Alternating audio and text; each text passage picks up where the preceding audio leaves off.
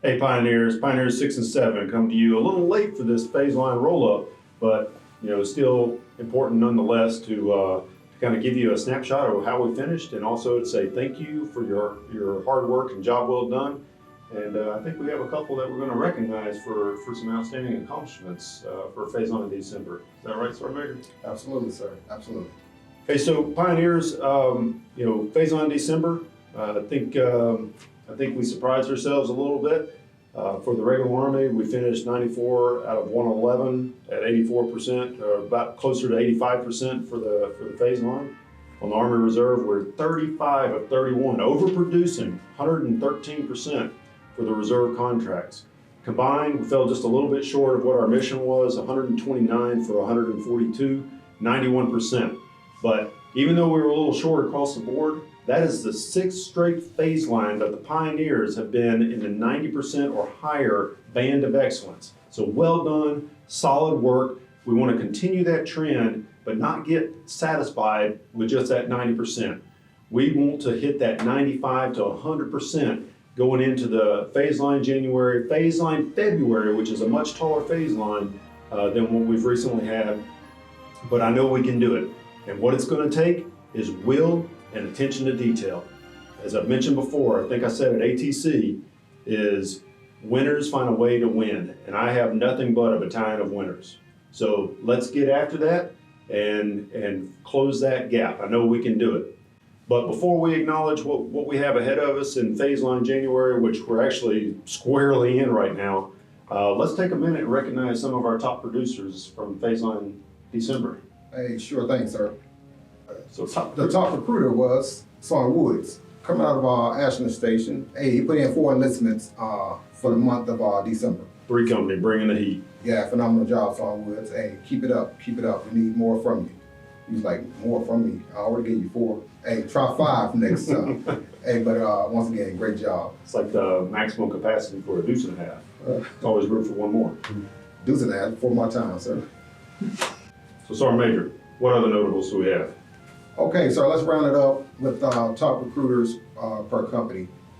This comes with no surprise either. We just talked about Sergeant Woods. He was the top recruiter in 3 company with 4 enlistments coming out of Ashland Station. Hey, once again, great job, Sergeant Woods. Hey, Staff Sergeant Heinz out of 4 company, out of Athens Station. Hey, he finished up with 3 enlistments. Hey, good job, Sergeant Heights. Sergeant Lopez out of 6 company, Huber Heights, he put in 3 enlistments. We just saw those guys last week. Keep up the good work, Sergeant Lopez. Out of 7 company, we had Staff Sergeant Shelley. Yes. See his name a lot too. Hey, quite often we see his name. Florence, setting standards. 3 enlistments. 8 company, we had Sergeant Daniel, Westchester, 3 enlistments.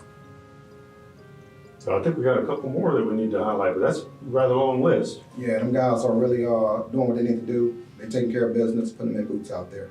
Hey, super cool guy, why don't you roll us a big old list and so we can get these guys recognized. See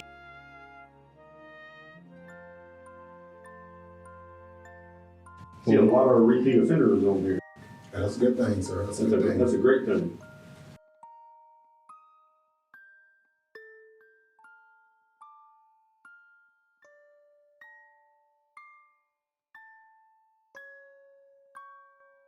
All right, let's talk about the station. Top station was Westchester. Those guys rode double that mission at 200% on all categories.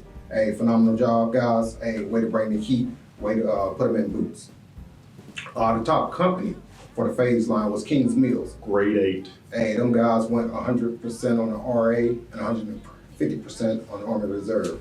I tell you what, Sergeant Major, whatever 8 company has in their water supply down there, they need to bottle that up and send it out across the battalion because they are just absolutely crushing it.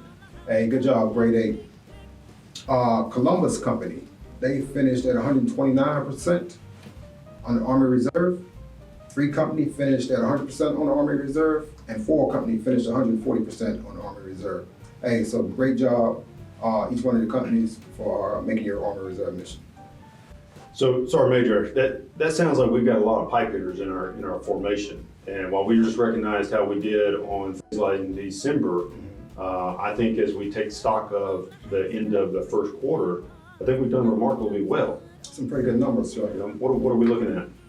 For the RA, we collectively finished at 91% as a battalion, and on the Army Reserve, we finished at 97%. That's amazing.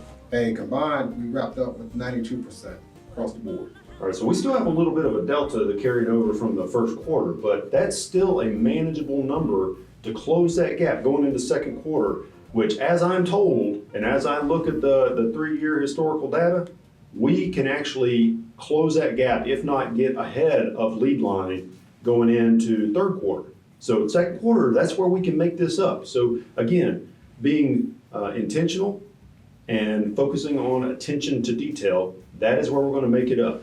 All right. Absolutely. We got some other guys we want to recognize as well, sir. Yep. So I think we just had a couple of boards. How do we fare for that? NCO the quarter board. Hey, we had Station Commander Staff Sergeant Lewis out of 7 Kilo. Hey, he came up here, competed, and he edged the other 2 guys out by a smidgen. So great job, Sergeant Lewis. We look forward to you representing us when we go up to our battalion. On the AGR side, Sergeant Satterfield, he picked up the recognition as AGR top performance for the quarter. And this is no surprise to anyone. Staff Sergeant Pavlak, he's out of Barbersville. He came up and he picked up the RA recruiter. I've actually seen Sergeant Pavlak's name quite a bit. All good things, but well done. Yeah, well done, team. We're looking for you guys to go up there and represent each one of your respective companies and set the Pioneer Battalion off right. Hey, Pioneers, great job to everyone out there. We wouldn't be where we are if you weren't doing what you're doing.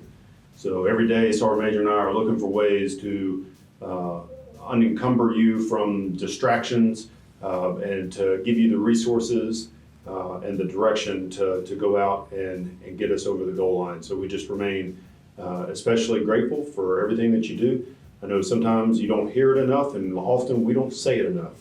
But just right now, just know that we appreciate you.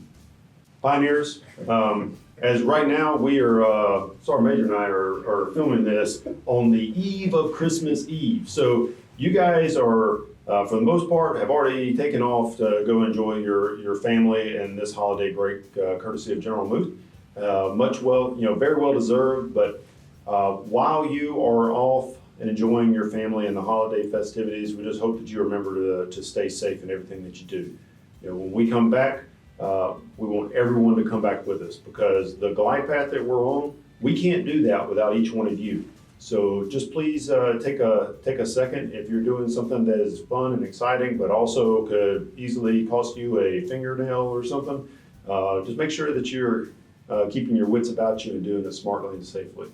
So always remember, you're a soldier 24/7. Don't do anything that's going to jeopardize your livelihood, your family's livelihood, or anything that's going to embarrass, what you work so hard for. Yeah, that reminds me of a safety brief that I once saw. I think it was probably the best safety brief that I've ever heard. And keep in mind that this is a little tongue-in-cheek, but in the spirit of holiday spirit, I'll go ahead and share it. So if you're listening to me right now, I would tell you that don't do anything that adds to the population. Don't do anything that takes away from the population. Don't do anything that winds up on the cover of the New York Times, the Boston Globe, or the Washington Post, or any local news media. And if you do find yourself in jail, you need to establish dominance quickly. So that would be the best safety brief that I've ever heard, and if appropriate, you feel free to strike all of that and just bleep over it. Oh, it's staying in there. I'm turning the volume up for that. No, in all seriousness, what Sergeant Major said is absolutely correct. Once someone knows that you are an American soldier, and even to that extent, larger extent, American military, all eyes are on you. You are judged at a higher standard than anyone else in this country. Being a service member is still regarded as one of the most respected, if not the most respected professions in this country, and people hold you to a higher standard and expectation. So just remember that all eyes are on you, even when you're not in uniform. All right, so enjoy your time, but be professional about it. So, Sergeant Major? Yeah, y'all heard the boss say it. Enjoy your time and just be safe and doing whatever it is you're gonna do. And we'll see you guys back here in the fight after the holidays. At Pioneers, from Sergeant Major and myself, we wish you a very Merry Christmas, Happy New Year, come back safely, and as always, think big, go big, aim small, miss small.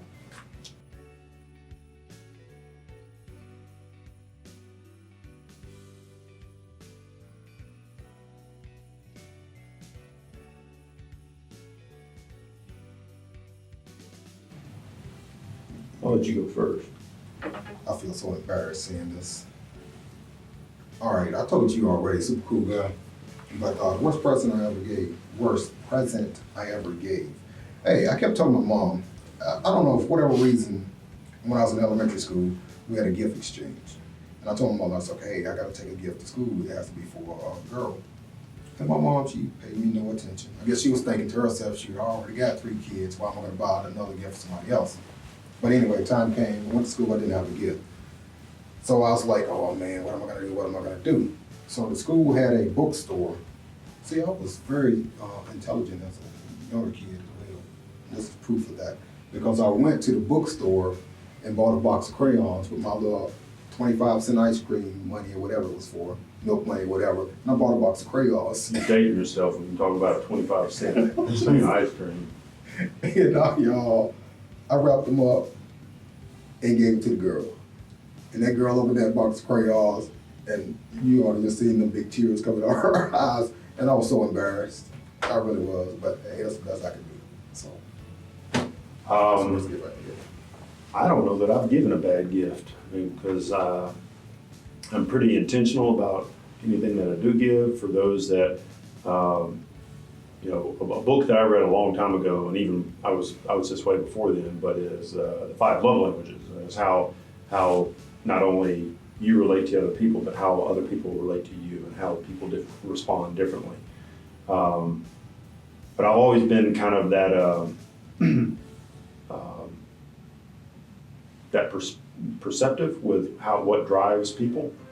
So I've always tried to align any gift that I would give, whether it's the gift of time, the gift of conversation.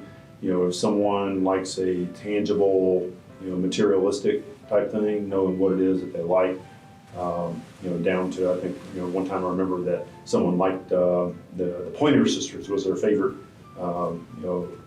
band, if that's what you call our group. So I bought an original vinyl album of the Pointer Sisters. I think the name of the song was Fire. And gave that to them with a turnstile record player.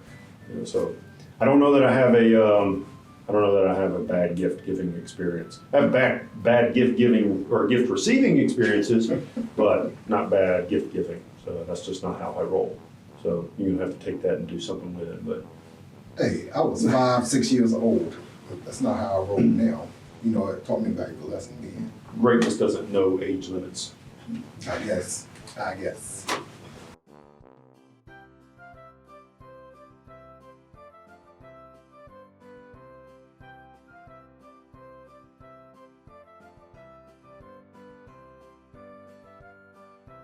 I used to like Uncle Scrooge, but I didn't know who he is from. But I Christmas remember Carol. Mickey something. Yeah. Yeah, so that's what I used to watch all the time. So I'll give you one, but I'm also gonna expand my list because I'm the colonel and that's what I do. I love me some Christmas Vacation. That's probably the one movie that gets watched on the day after Thanksgiving, the moment that we're done with November and Thanksgiving. We are putting Christmas Vacation in, and we are at least watching it one solid time, and then probably once a week after that is on in the background. Chevy Chase. Okay. But Christmas Vacation is there. Of course, A Christmas Story is there. Some people may not be as familiar with this one as they are maybe with what is it, the Muppets Christmas Carol, the Jim Henson version. But there's another one called Emmett Otter's Junk Band Christmas, which is a childhood favorite of mine. That's pretty awesome. It's something I'm trying to get my daughter to listen to and watch right now. But there's an ongoing debate right now whether or not these are actually Christmas movies, but Die Hard is up there, and Die Hard 2, of course, would be a follow-on. But I think you can't ever go wrong with Christmas Vacation.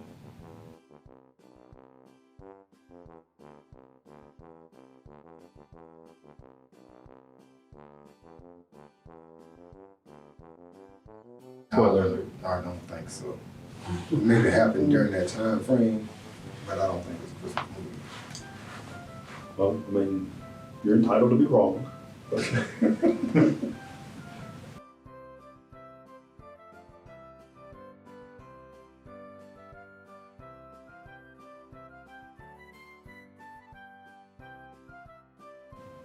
I said Santa. He uses magic to get rid of. well, typically Superman has to be within eyesight to have a spell cast on him. It can't just be you're on one end of the globe and the other person's on the other end of the globe. Magic. Magic. You don't have to be. Hey, I don't make up the rules. I mean, all you gotta do is look at Mr. Mitzelplick and how he engages Superman. He can't just do it from Why anywhere, you nodding your head? because he knows what I'm talking That's one of about. my favorite Because villains. we were in agreement before.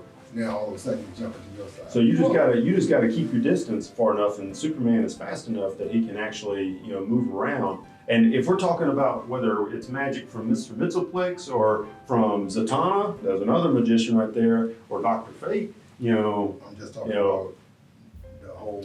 But yeah, I get it. But when you talk Concept about of magical magic. beings, and then if we're talking about any one of those three, then okay, maybe I'll entertain a conversation about whether or not Superman will be at a disadvantage. Well, he didn't specify. But when we're talking about He didn't someone specify. who has He didn't specify. who likely has diabetes and has to have 8 tiny reindeer hauling around, I'm not sure I'm going to put Superman at a disadvantage. I think the edge goes to Superman. No. This is the last son of Krypton. Who was here before? Who was here first? Tim Santa Allen. or Superman?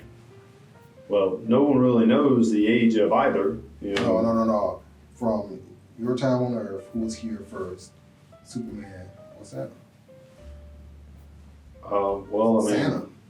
I don't know. I mean, I remember watching the 1970s Superman movie, and I think I had more of a recognition of Superman than I did before. Who brought you the movie? Santa. My dad. I think with Tim Allen's arsenal of endless supplies of magic and relationships with all the legendary characters, I think Santa has the edge on that one. I mean, like I just told Sergeant Major, you're entitled to be wrong. So you want to double down on that? That's your welcome beer.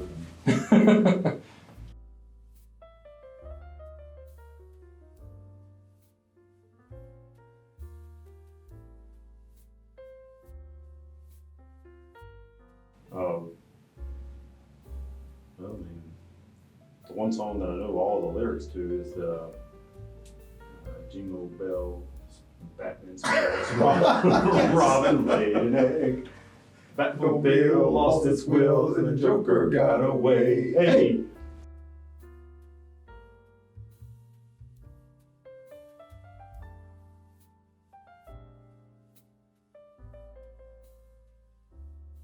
Hey Pioneers, y'all probably going to be celebrating New Year's Eve by the time that you actually watch this, but just from Sergeant Major and myself and from the rest of the staff here at the Pioneer Battalion, thank you for what you do. Have a very Merry Christmas. Be safe. We love you guys. Come back and see us in 2020. Pioneer 6 and 7 out. Feliz Navidad.